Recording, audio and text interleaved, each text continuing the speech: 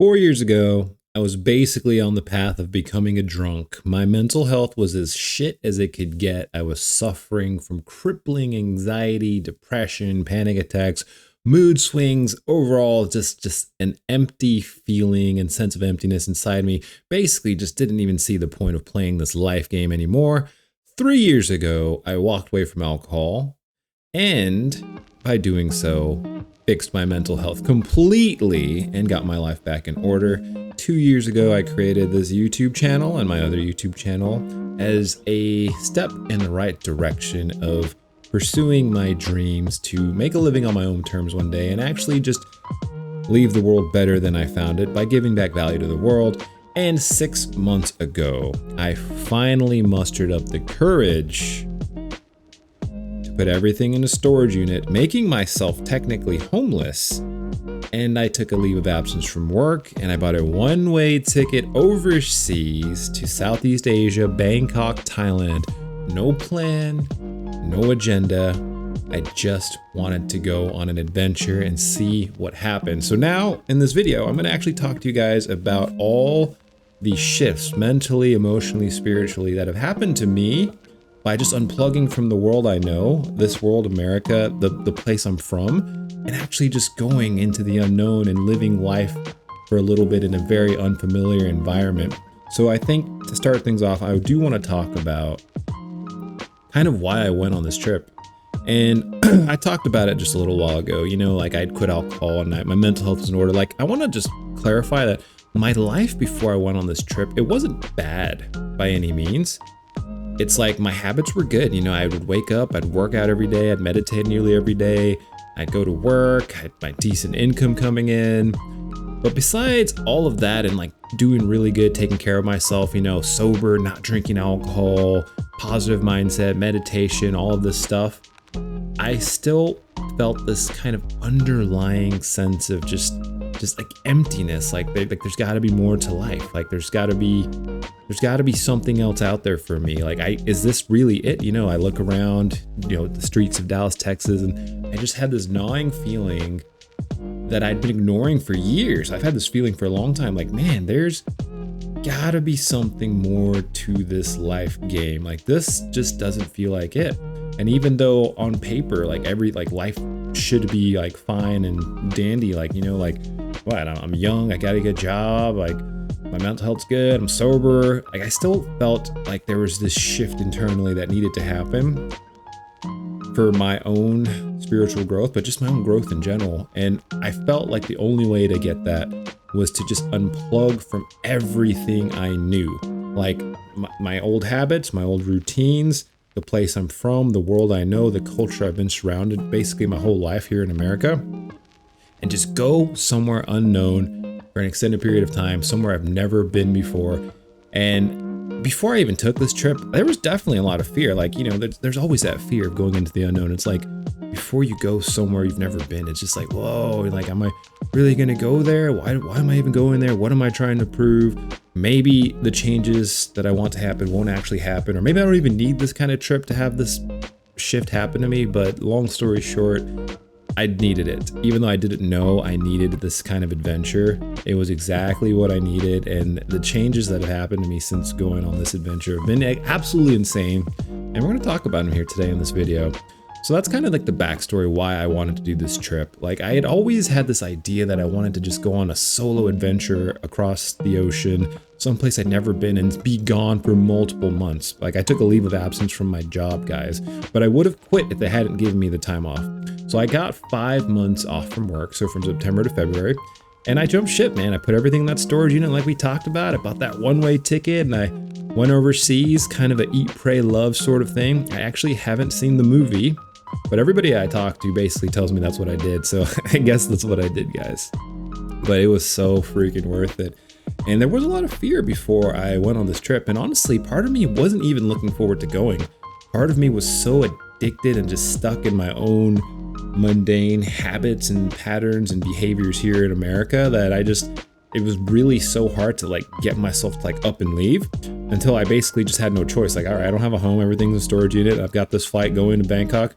it's time to go, man. I got my one bag with everything I need in it, just the few changes of clothes and the bare essentials, and let's take off and let's see the world and let's see how I do in the vast unknown. And I did do a little bit of research before I went, like the currency and kind of just learn the basics. But besides that, this whole trip for me was no plan, no agenda.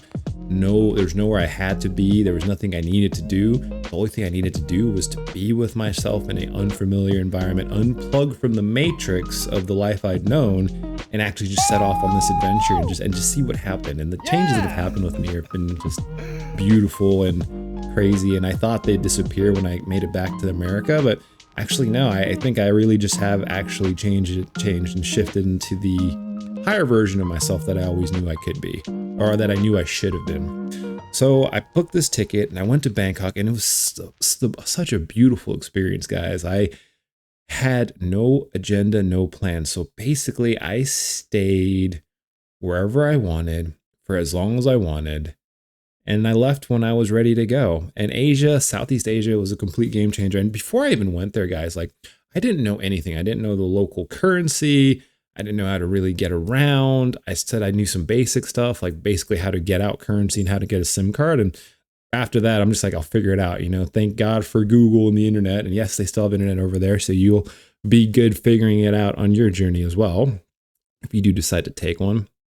But I get there and it's so different. Like there's so many amazing things about Southeast Asia and what I learned from my traveling. One of the amazing things is just how cheap everything is. You don't need a lot of money to do a lot of things in Southeast Asia. And that's one of the reasons why I picked Southeast Asia as my travel destination, because I didn't want to be worried about money while I was traveling. I didn't want to be worried about money while I was spending this time alone with myself.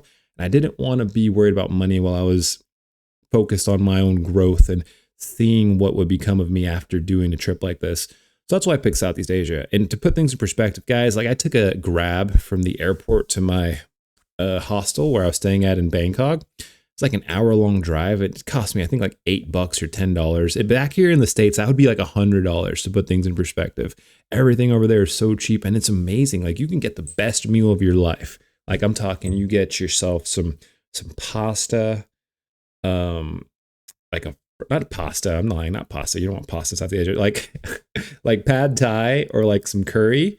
And then like a mango smoothie on the side with like a sparkling water and just some egg rolls. And it's like the best meal you've ever had. Everything's fresh. The ingredients are awesome. And guess what? You spent like $3. And I'm not even lying. It's that dirt cheap. Like food is so cheap. Accommodations between like hostels and hotels.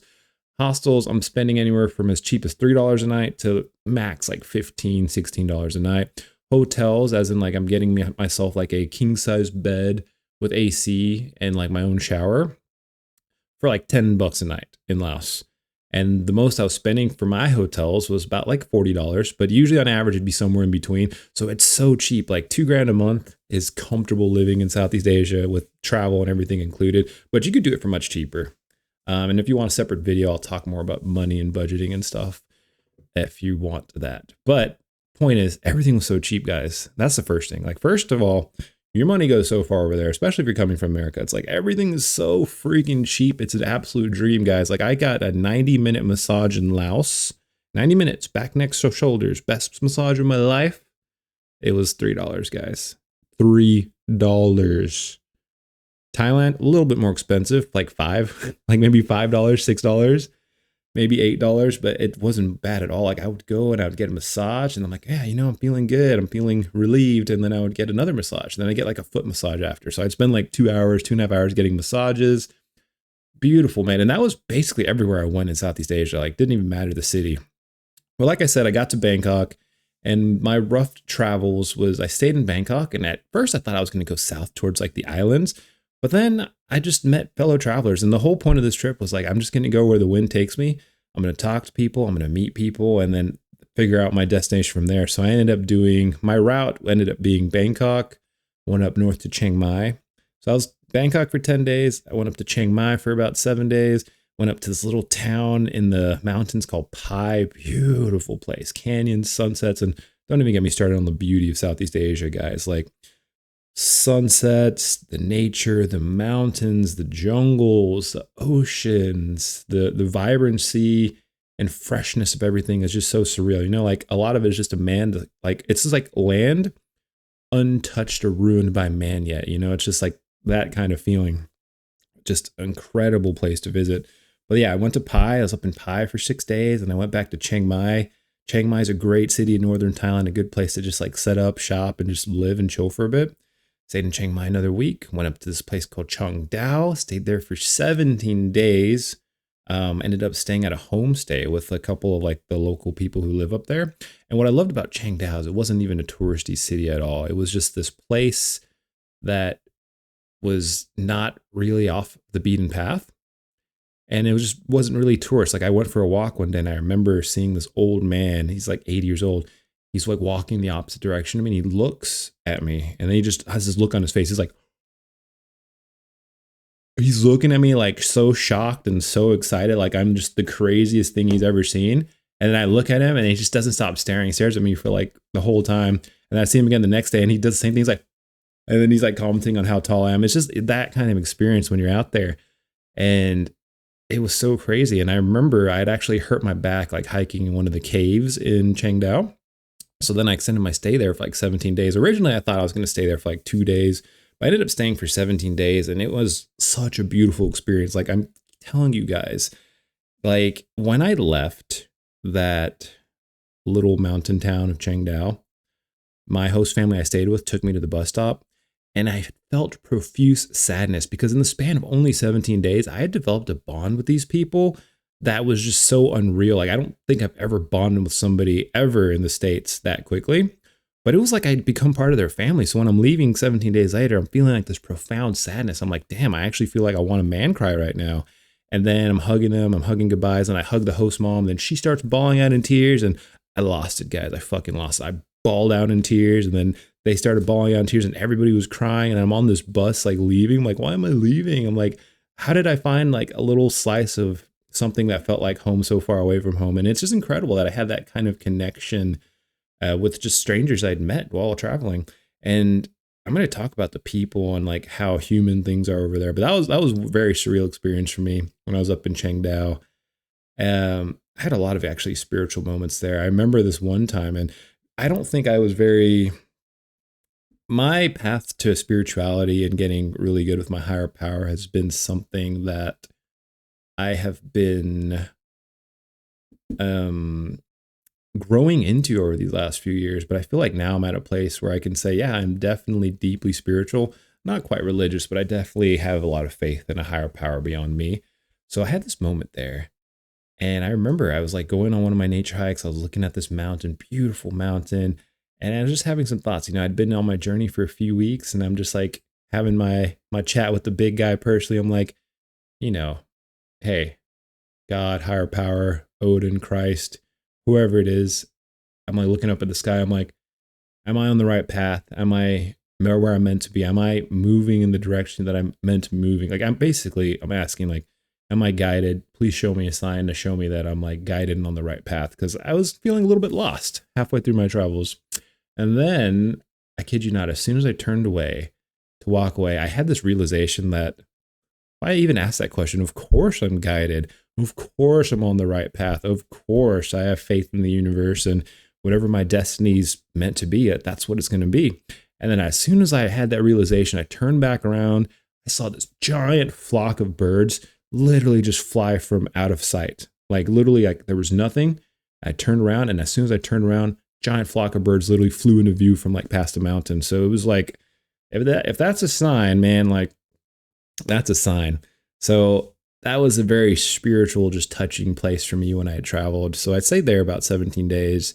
And then I made my way back to Chiang Mai. And at this point, I only had like 2 weeks left on my visa. So I decided to stay in Chiang Mai for 2 more weeks, you know, hammered out a few YouTube videos, hung out with monks, met more people, had more experiences.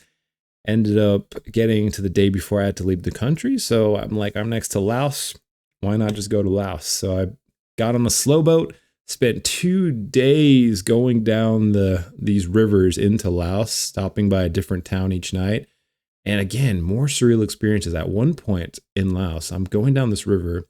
and we're about to dock at our uh we're about to dock at the village we're staying for the night. And I look across the river, and I kid you not, guys, there's literally elephants walking across the shoreline. And I'm just like, I'm so dumbfounded and just perplexed. Like, I'm just like shocked and all. Like, I can't stop looking. I'm just like, what the fuck? Like, I'm on a boat. There's these elephants across the river, and they're literally just so majestic. And I just felt like felt like I was basically in the National Geographic. I'm like, holy hell, this is just so surreal. Like, I'm literally just looking at elephants walking along the shoreline as I'm like docking into this town. And then on the other side of the boat, all the little local children who just like love to see travelers, they're like running out into the water and they're like splashing around and they're like greeting all the people who are coming to visit. I'm just like, where even am I? Is this some Discovery Channel shit for real? So just beautiful experience going into Laos, and Laos ended up being even cheaper than Thailand. Like, everything was cheaper there. The food was cheaper.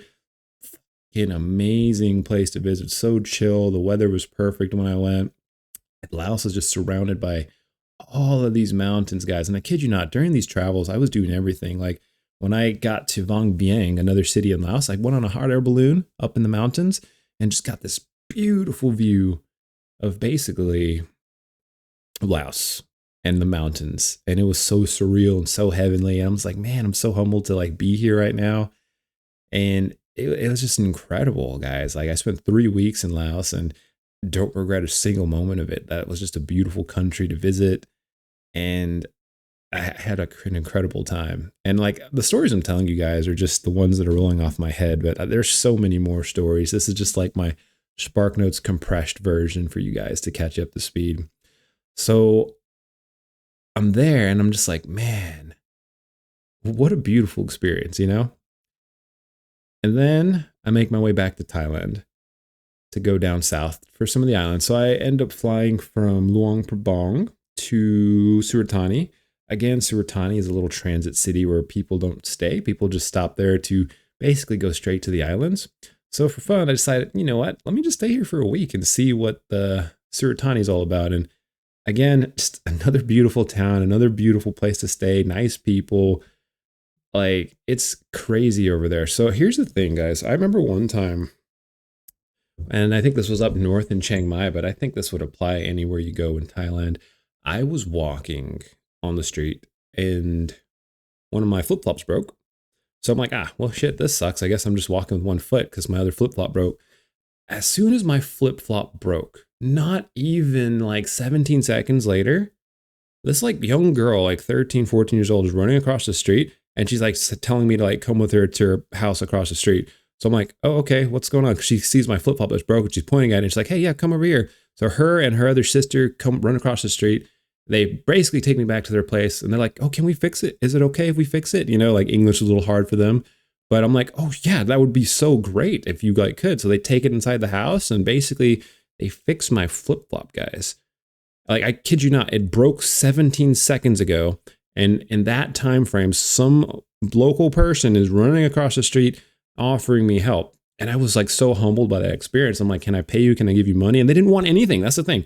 I tried to give them money and they didn't want anything. They literally just saw that I was like struggling and in need, and they ran across the street and just fixed my flip-flop. Like, that shit would never happen in America. I'm sorry. You know, I love my country, but we have come a long way from, just the love and common human interactions that used to be so common among us. And it was just such a humbling experience. You know, I think experiencing that moment restored a lot of my faith in humanity, a lot of the faith I had lost by just living in the States, basically, because I just couldn't believe that happened. And it was like such normal, real, organic human thing to do and experience. And it's just like, whoa, like, there's still places in the world that are like this. It's like the world ain't all jaded over and egotistical and focused on me and social media and what can I want, and I'm the victim, what are you doing for me? Like America's very much lost on a lot of levels. Not all of America, not all people, but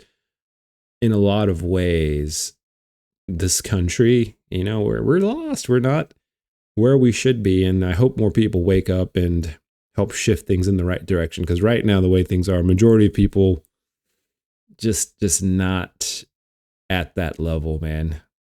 But let's move on with the traveling. I don't want to turn this into doom and gloom America, blah. But like that experience, it definitely renewed a lot of my faith in humanity. And then, yeah, so I was in Suratani. And then from there, I went to this island of Koh Tao. Beautiful island again, guys. Luscious beaches. I spent 2 weeks just laying out on the beach, just chilling, smoking a little bit. Picked up some cigarettes while I was over there. I don't smoke cigarettes, guys. I met a lot of young people traveling. I got into it for a little bit. I no longer smoke cigarettes. I know we talk a lot about sobriety here, but I was just in a different vibe during that trip. So I dabbled in some tobacco for a bit. But guys, it was amazing. I'm just chilling out. I'm smoking on the beach. I'm hanging out. I'm going diving. I learned how to dive while I was over there. Surreal experience, like basically being in space or something. And this whole trip was just great. It's just like being in the unknown and just meeting people, making connections, doing different things, seeing animals, seeing nature, seeing wildlife. It was so unbelievably cathartic for just like my soul and everything about me. So yeah, anyways, I was there for about 2 weeks, and then I made my way back to Bangkok, hopped on a flight and went to Japan for a couple weeks on the way back. Also a beautiful experience. And then I made it back to America. And that was basically my trip in a nutshell. But the things that happened to me, like I think I touched on it already. One, my faith in humanity kind of got restored by going on this trip because I saw actual genuine kindness, and people over there are so kind and sweet. Like the level of empathy and human connection in Southeast Asia compared to like America is just on another level. Like you go there, you actually feel like a human. Like I'm not even lying, guys. You could go to like a supermarket, you could stub your toe and have one of the cashiers see you that you don't even know, you've never met before. And you can go to that same supermarket a week later, and that cashier you've never met before will literally walk up to you and ask you, hey, how's your toe doing? Like, that's just how human it is over there. It's not these people who have their soul sucked out of their face, stuck on their cell phones, doom scrolling. It's like so genuine. It's so genuine. I would go back in a heartbeat, guys. It's such a beautiful place.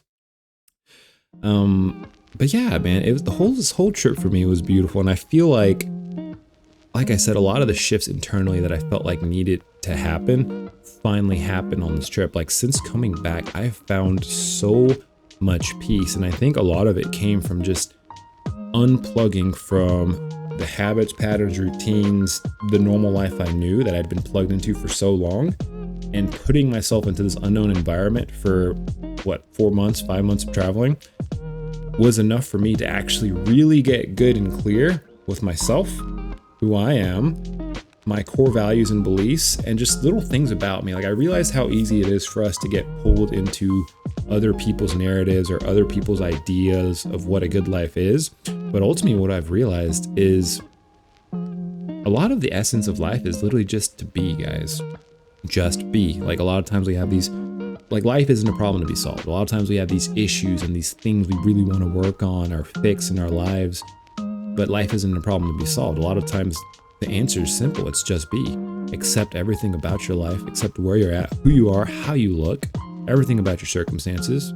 Make changes if changes need to be made to move your life in a different direction, because everybody has the right to shift their brain, shift their focus, shift their reality to grow into a different version of themselves that they'd rather be. That's everybody's birthright. But you don't have to be any certain way to find happiness or find joy. Like you can just be in this moment as you are, who you are, wherever you're at, on your journey to wherever you're going. And you can love your life. You can love who you are. You can love the journey. Like for example, like I've got a lot of like dreams and ambitions and stuff that I still haven't achieved yet, but none of that matters anymore. Like of course, I like to grow this YouTube channel. Of course, I like to one day not be a nurse. Fun fact, I'm actually back home. I made it to the States a few weeks ago, and I'm back in my old routine, working my old job, kind of, going through the patterns. And I was worried that I would shift back into my old mindset. But luckily, like I'm in this old environment, but everything here has shifted and feels completely different. And even though I'm back, I don't feel like the same person. And that is the biggest gift I think I've experienced from this traveling. Back to like what I was saying, I want to talk about this a little more. Just be, guys. Like I've realized a lot of the bullshit in my head And a lot of the stuff you see on social media, like when you're on social media, you'll just convince yourself you have problems you don't have. And you'll see people who say like, you need a 6-figure business to be happy. You see people saying you need 6-pack abs to be happy. You see people saying you got to have like a perfect spouse to be happy, or a house to be happy, or just millions of dollars. And the truth is, none of that's even required. Like, none of that's required. I had so much peace living a very simple life. Like, I've realized like it doesn't really take a lot to be happy. You just peace of mind and enjoy the cards you're dealt, the hand you're dealt. You know, if you're single, enjoy being single. If you're in a relationship, love your relationship. If you can travel, enjoy traveling. If you've got kids, enjoy loving and raising your kids. This is not a comparison game. This is not about you comparing your life to anybody or any status or where anybody else is at, because the truth is, and this goes for you and me and everybody else in the world, is that nobody, including me right now, has the right to tell you how to live your life and what a good life is for you. Some people might think like, oh, he's got $5 million, he's super rich, or he makes $5 million a week, or whatever, man. And maybe some people might think that's the goal. But who's to say that person's rich versus the guy who's out in Bali, basically broke, but living his days, surfing every single day, doing what he loves? Like, honestly, I honestly think the guy in Bali is richer than the guy with all the money. Like, it's all perspective. It's all up here.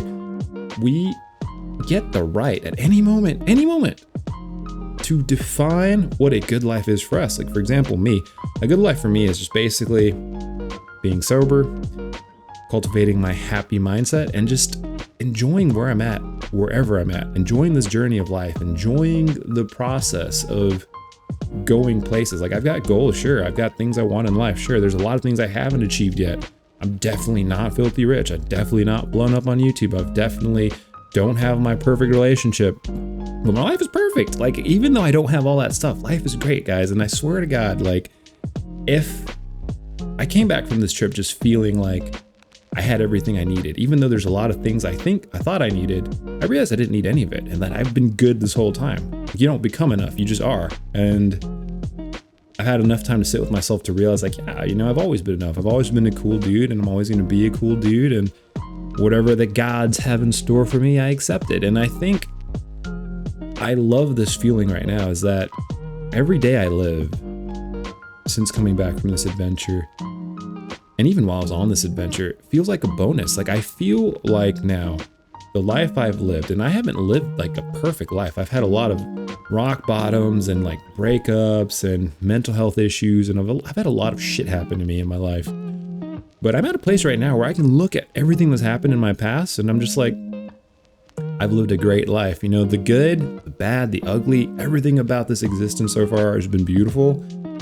And the crazy thing is, like, that's just the outlook I want to keep for the rest of my life. Like, everything that's happened to me has been a beautiful experience. And I'm so blessed and lucky to be 33 and have realized this. And the fact that I have X amount of years left to live, like, every day after today to me is basically a bonus. And I want people to get to that level where it's like, hey, you love where you're at, you love your life, and every extra day you get to live is basically a bonus. Sure, take care of your health. Sure, go for your dreams, go for your goals, but don't ever get locked into this mentality of thinking you need to achieve any of that to find your peace and joy today. Because that's where I think a lot of the Western world is wrong, is because a lot of Americans are chasing shit that don't need to be chased. And if they took a step back and just looked at their lives, they'd realize they're already happy and have everything they need. And the same goes twice for you guys watching this video right now. So yeah, I think traveling, I didn't know it was really like the medicine I needed for my soul until I got back and realized, like, man, that was just a beautiful experience. You know, the ability to just be free, to be with yourself, to unplug, and come to these kinds of realizations. And then if you want to share it with the world, go for it.